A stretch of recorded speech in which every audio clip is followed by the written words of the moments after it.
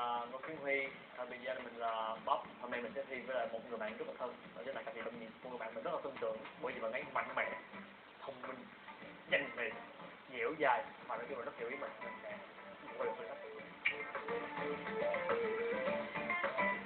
Xin chào tất cả các bạn, mình tên là Đông Nhi. Con vật nào Đông Nhi cũng sợ hết, nhưng mà để mà sợ nhất một con thì vẫn chưa tìm thấy được đó là con vật gì. Hy vọng là qua chương trình này mình sẽ tìm thấy được con vật mà mình sợ nhất.